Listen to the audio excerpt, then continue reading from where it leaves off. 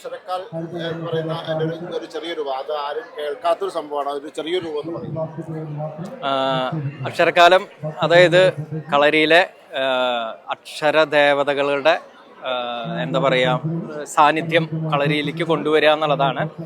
അപ്പോൾ അതിലെ ആദ്യഘട്ടം എന്ന് പറഞ്ഞത് ഒരു മാനസ സങ്കല്പ പൂജയിലൂടെയാണ് ആദ്യം ഇത് ചെയ്തുകൊണ്ടിരുന്നത്. പക്ഷേ ഇത്തരം സമ്പ്രദായങ്ങളും ശൈലികളും പൊതുവെ എല്ലാ ജനങ്ങൾക്കും ലഭ്യമാവാൻ എളുപ്പത്തിന് വേണ്ടിയിട്ട് മഹാമാഘം ഈ മഹോത്സവത്തിലേക്ക് ക്ഷണിക്കപ്പെട്ടു. അതിൽ വളരെ സന്തോഷമുണ്ടായി. അപ്പോൾ അത് കാരണം അതിൽ വന്ന് അതിൻ്റെ ചെറിയൊരു ഭാഗം ഇവിടെ നമ്മുടെ കളരിയിൽ ഇവിടെ ഒരു സ്ഥലത്ത് അവതരിപ്പിച്ചു. അപ്പോൾ അതിൽ 51 അക്ഷരങ്ങളും അതിനോടൊപ്പം ഒരു പ്രണവും ചേർത്തിട്ടാണ് അക്ഷരകാലം ചെയ്യേണ്ടത്. അക്ഷരങ്ങൾക്ക് ഓരോന്നിനും അക്ഷരത്തിനും ഓരോ ചുവടുകളുണ്ട്. അപ്പോൾ ചുവടുകൾ ചെയ്യാൻ സാധിച്ചിട്ടില്ല.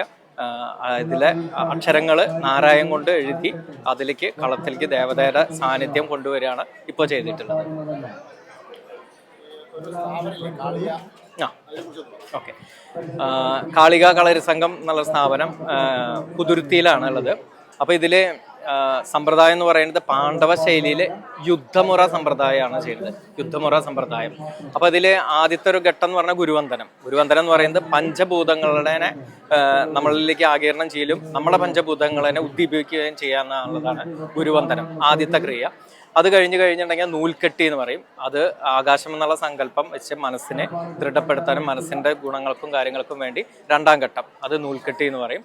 അത് കഴിഞ്ഞ് മൂന്നാമത്തത് അത് കഴിഞ്ഞ് ഗണപതി വണക്കം, അതായത് ഗജപതി വണക്കം എന്ന് പറയും. അത് ഉറച്ച മനസ്സും കാര്യങ്ങളും വരുന്നതോടൊപ്പം തന്നെ ശരീരത്തിനെ വഴക്കുണ്ടാക്കാനും ഇത്രയും കാര്യങ്ങളൊക്കെ ചെയ്തെടുക്കാനും ആരോഗ്യം ഉണ്ടാക്കിയെടുക്കാനും ദൃഢത വരുത്താനൊക്കെ വേണ്ടിയിട്ട്. അതും കഴിഞ്ഞാൽ പിന്നെ ഗരുഡ വണക്കാണ്. ഗരുഡ വണക്കം കഴിഞ്ഞാൽ ഹനുമൽ വണക്കം. ഇത്രയും കാര്യങ്ങൾ ഒരു ഘട്ടം. ഇതിൻ്റെ ഒക്കെ പുറകിൽ ഇതേപോലെ തന്നെ അക്ഷരകാലങ്ങളും അക്ഷര ചുവടുകളും ഇതുപോലെ മന്ത്രവിധാനങ്ങളും പൂജാക്രിയകളൊക്കെ ഉണ്ട്.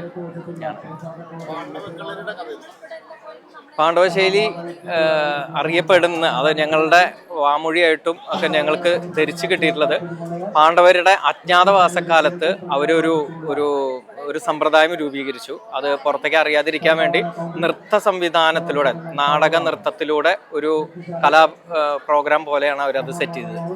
അത് ക്രമേണ അത് പരിശീലിച്ച് അത് കഴിഞ്ഞ് അവർ തിരിച്ചു പോകാറാകുമ്പോഴേക്കും അവരുടെ അഭ്യാസ കലകളും കാര്യങ്ങളൊക്കെ ഇതിൻ്റെ സത്തിൽ നിന്ന് ഡെവലപ്പ് ചെയ്ത് അത് വീണ്ടും ഉപയോഗിക്കാൻ അവർക്ക് പറ്റുന്നു. ഇത് പല ഒരു കറങ്ങി നമ്മുടെ അവിടേക്ക് എത്തിച്ചേരുന്നത് ഒരു തമിഴ് സ്ത്രീയിൽ നിന്നാണെന്നാണ് അറിയപ്പെട്ടിട്ടുള്ളത്. പിന്നെ കളരിയിൽ സ്ത്രീകൾക്ക് വളരെ പ്രാധാന്യം വരാനും കൂടി ഒരു കാരണം അതാണ്. അങ്ങനെ പാണ്ഡവ ശൈലിയിൽ വരുന്നത് യുദ്ധമുറയാണ് സമ്പ്രദായം വരുന്നത്.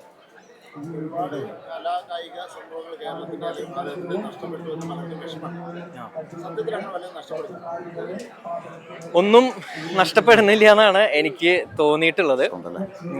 കാരണം അത്തരം കാര്യങ്ങൾക്ക് ആൾക്കാരിലേക്ക് പുതിയ തലമുറയ്ക്ക് മനസ്സിലാക്കി കൊടുക്കുന്ന കാര്യത്തിൽ അവർക്ക് മനസ്സിലാവുന്ന തരത്തിൽ മനസ്സിലാക്കി കൊടുത്തു കഴിഞ്ഞാൽ എല്ലാം അവിടെ എടുക്കുന്നുണ്ട്. ആ ഒരു കമ്മ്യൂണിക്കേഷനിൽ വരുന്ന ഒരു മിസ്റ്റേക്ക് പോലെയാണ് എനിക്ക് തോന്നിയിട്ടുള്ളത്. അവർക്ക് മനസ്സിലാവുന്ന തരത്തിൽ ഇന്നത്തെ കാലഘട്ടത്തിനനുസരിച്ച് അത് പറഞ്ഞു കൊടുത്തു കഴിഞ്ഞാൽ അവരാദ്യം അത് മനസ്സിലാക്കിയാൽ പോരാ, അനുഭവിക്കണം, അതിൻ്റെ ഫീല് ഉൾക്കൊള്ളണം, അതിൻ്റെ ഗുണങ്ങൾ മനസ്സിലാക്കിയിട്ട് അവർ സ്വയം വരണം. ഇപ്പം അതാണ് സംഭവിച്ചുകൊണ്ടിരിക്കുന്നത്.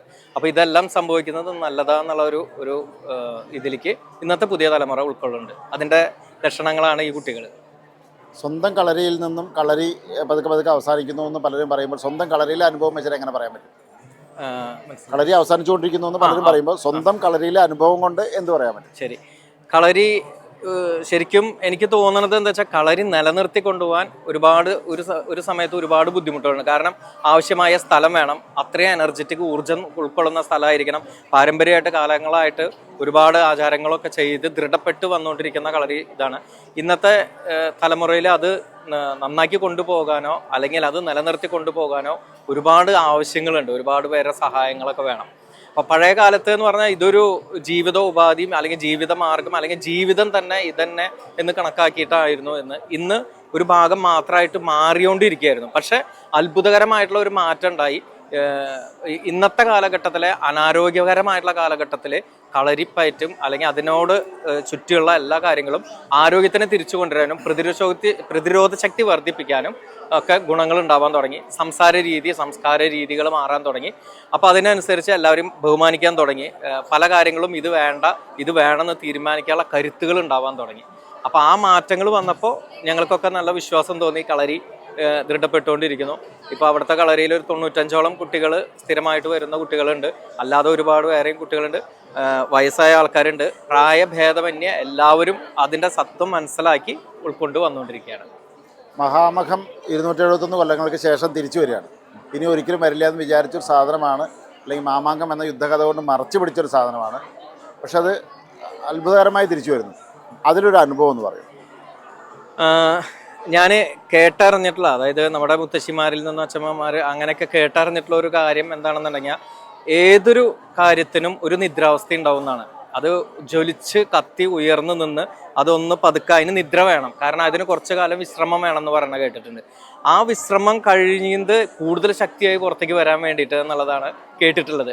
അത് കളരിയുടെ ആണെന്നുണ്ടെങ്കിലും ഏത് കാര്യങ്ങൾക്കാണെങ്കിലും. അപ്പം അത്തരം ഒരു നിദ്രാവസ്ഥയിൽ അതൊന്ന് സൈലൻ്റായി പോയി എന്ന് മാത്രമേ ഉള്ളൂ. അതിൻ്റെ പ്രഭാവം നഷ്ടപ്പെട്ടിട്ടില്ല എന്നുള്ളതാണ്. പിന്നെ അത് മാത്രമല്ല, പ്രയാഗരാജിൽ ഞങ്ങൾ പോയിട്ടുണ്ടായിരുന്നു. അപ്പോൾ അന്തരീക്ഷത്തു നിന്ന് കിട്ടിക്കൊണ്ടിരിക്കുന്ന എനർജിയും അതിൻ്റെ ശാസ്ത്രവും കാര്യങ്ങളൊക്കെ പൂർണ്ണമായിട്ട് മനസ്സിലായപ്പോൾ അത് ഉൾക്കൊള്ളാൻ, അത് അനുഭവിക്കാൻ സാധിച്ചു. മറ്റത് ആരെങ്കിലും പറയണ കേൾക്കണോ, ഒരു ഫീലും തോന്നണില്ല. പക്ഷേ ഇതങ്ങനെയല്ല. അതിൻ്റെ കാര്യങ്ങൾ ഞങ്ങൾ സംശയങ്ങളെല്ലാം ചോദിച്ചറിഞ്ഞു. അപ്പോൾ അതിന് കൃത്യമായിട്ടുള്ള ഉത്തരങ്ങൾ കിട്ടി. അത് അനുഭവിച്ചറിഞ്ഞു. അതറിഞ്ഞ് ഒരുപാട് ആൾക്കാർ അതറിഞ്ഞ് മനസ്സിലാക്കിയപ്പോൾ ഇത്തരമൊരു അവസരം വന്നപ്പോൾ ജനങ്ങൾക്ക് അത് വളരെ ഒരു ഉത്സവം പോലെ തോന്നി. എല്ലാവരും പങ്കെടുക്കാൻ ഇപ്പോഴും വന്നുകൊണ്ടിരിക്കുകയാണ്. ഞങ്ങളുടെ നാട്ടിൽ നിന്നൊക്കെ ഒരുപാട് ആൾക്കാർ വന്നുകൊണ്ടിരിക്കണം. അതാണ് തോന്നിയത്. ഇന്നത്തെ കാലത്ത് കളരിയൊക്കെ പഠിച്ചിട്ട് എന്താ കാര്യം എന്നൊക്കെ ചോദിക്കുന്ന ആൾക്കാരുടെ ഇടയിലാണ് കളരി പഠിച്ചിട്ടുള്ള മകള് സിനിമയിലെത്തുന്നു. അച്ഛൻ സിനിമയിൽ ഓൾറെഡി ഉണ്ട്, അതിൻ്റെ കൊറിയോഗ്രാഫി ചെയ്യുന്നുണ്ട്.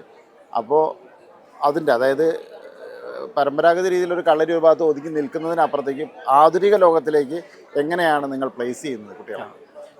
അത് ചോദിച്ചത് വളരെ കറക്റ്റാണ്. ഇന്നത്തെ കാലഘട്ടത്തിനനുസരിച്ചിട്ട് അപ്പോൾ ആദ്യം വേണ്ടത് ഒരു വ്യക്തിനെ ഒരു ആരോഗ്യവാനാക്കി മാറ്റുക, ആരോഗ്യമുള്ള ഒരു മനസ്സും ഉണ്ടാക്കിയെടുക്കുക, ആരോഗ്യമുള്ള ഒരു ശരീരം ഉണ്ടാക്കിയെടുക്കുക എന്നുള്ളതാണ്. അപ്പോൾ ഇന്നത്തെ ശൈലിയിലേക്ക് കളരീനെ ഒന്ന് ലഘൂകരിക്കേണ്ടി വന്നു. അതായത് കഠിനമായിട്ടുള്ള കളരിയുടെ സമ്പ്രദായങ്ങൾ ലളിത വ്യായാമം, മിതവ്യായാമം, കഠിന വ്യായാമം അങ്ങനെ തരംതിരിക്കാൻ തുടങ്ങി. അപ്പോൾ ആർക്കും വന്ന് എത്ര അനാരോഗ്യമായിട്ടുള്ള ഒരു വ്യക്തിയാണെങ്കിലും വന്ന് ഇറങ്ങിക്കഴിഞ്ഞാൽ അവർക്ക് അവരുടെ ആദ്യ ഘട്ടം എന്ന് പറയുന്നത് അഭ്യാസങ്ങളോ ഒന്നുമല്ല, അവരുടെ ആരോഗ്യത്തിനെ ദൃഢപ്പെടുത്തുക, അവരുടെ ജീവിതശൈലീനെ മെച്ചപ്പെടുത്തുക. അങ്ങനെയാണ് സ്വന്തമായി നല്ല രീതിയിൽ ആരോഗ്യം അതിനോടൊപ്പം തന്നെ ജീവിതശൈലികളും കൊടുത്തുകൊണ്ടിരിക്കും തോറും സമൂഹത്തിലേക്കും അവർ നല്ല രീതിയിൽ അത് പ്രവർത്തിക്കാൻ തുടങ്ങുകയാണ്. അപ്പോൾ ഇന്നത്തെ കാലത്ത് നമ്മുടെ കഴിവുകളും ഊർജങ്ങളും എല്ലാം ഉപയോഗിക്കാൻ പഠിപ്പിക്കുകയാണ് ചെയ്യുന്നത്. അതായത് ഇത് ഒരുപാട് കാലം ഇപ്പോൾ കുറേ മെഡിറ്റേഷൻ ഇരുന്ന് ചെയ്താൽ മാത്രം പോരാ. മെഡിറ്റേഷനിൽ നിന്ന് നമുക്ക് ഫോം ചെയ്തിട്ടുള്ള ആ എനർജീനെ എങ്ങനെ നമ്മുടെ ജീവിതത്തിൽ ഉപയോഗിക്കാൻ പറ്റും. അതേപോലെ തന്നെയാണ് കളരിപ്പയറ്റ് അഭ്യസിക്കുമ്പോൾ അതിലുള്ള അറിവുകളും ആരോഗ്യങ്ങളും വെച്ചിട്ട് ഇന്നത്തെ കാലത്ത് അത് എങ്ങനെ നമുക്ക് ഉപയോഗിക്കാൻ പറ്റും. ചിലപ്പോൾ അവനവൻ ചെയ്യുന്ന ജോലികളിലാവാം, അല്ലെങ്കിൽ ഒരു വീടിൻ്റെ കെട്ടുറപ്പിനായിരിക്കാം, അല്ലെങ്കിൽ ഒരു ദാമ്പത്യ ബന്ധത്തിനായിരിക്കാം, അതല്ലെങ്കിൽ സ്പോർട്സിലേക്കായിരിക്കാം, അല്ലെങ്കിൽ സമൂഹത്തിൽ ചെയ്തുകൊണ്ടിരിക്കുന്ന ഒരുപാട് നല്ല നന്മകൾ ഒരുപാട് കാര്യങ്ങളിലേക്കായിരിക്കാം. അപ്പോൾ അങ്ങനത്തെ രീതിയിലാണ് ഞങ്ങൾ ഇവിടെ കളരിയിൽ എല്ലാ ശാസ്ത്രങ്ങളും അറിവുള്ളതിനനുസരിച്ച് പറഞ്ഞു കൊടുക്കുന്നുണ്ട്. എങ്ങനെ ഭക്ഷണം കഴിക്കണം, എപ്പോൾ ഇരിക്കണം, എപ്പോൾ ഉറങ്ങണം, എങ്ങനെ സഞ്ചരിക്കണം, എങ്ങനെ പ്രവർത്തിക്കണം എന്നെല്ലാം ഞങ്ങളുടെ അനുഭവങ്ങൾ വെച്ചിട്ട് ഇന്നത്തെ കാലത്ത് കളരി അഭ്യാസത്തിൻ്റെ ഇടയിൽ ഇതും കൂടി പഠിപ്പിക്കുന്നുണ്ട്. അപ്പോൾ അതൊരു വലിയൊരു മാറ്റമാണ് ജനങ്ങൾക്കിടയിൽ വന്നിട്ടുള്ളത്. മകളുടെ ഈ അടുത്ത കാലത്തുണ്ടായ സിനിമാ പ്രവേശം പുതിയ കുട്ടികളിൽ അവിടേക്കുള്ള ഒരു ആകർഷണം കൂട്ടിയിട്ടുണ്ട്. അത് പറഞ്ഞോളൂ. ലോക എന്ന സിനിമയിൽ മോൾക്ക് കുഞ്ഞുനീലിയായിട്ടാണ് വേഷിട്ടുണ്ടായിരുന്നത്. അപ്പോൾ കളരിയിൽ അത് ഒരു എല്ലാ കുട്ടികൾക്കും ഒരു ആവേശം ഉണ്ടാക്കിയിട്ടുണ്ട്. അതായത് എന്തും ചെയ്യാം.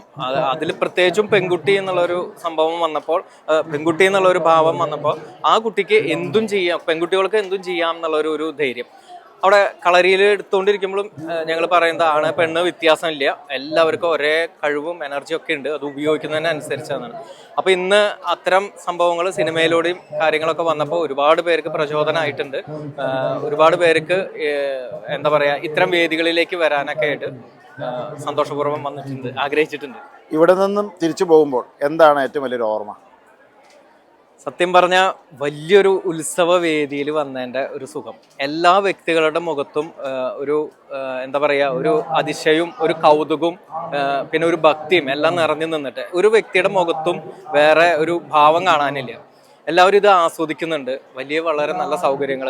ഇത്രയും ചൂട്ടത്തും ഇവിടെ വന്ന് നിൽക്കുമ്പോൾ ഏതോ ഒരു സ്ഥലത്ത് വന്ന് നിന്ന പോലെ. പറയുമ്പോൾ ഞങ്ങളെ സംബന്ധിച്ച് ഇത് അടുത്താണ്, പക്ഷെ ഏതോ ഒരു സ്ഥലത്ത് വന്ന പോലത്തെ രീതിയാണ്.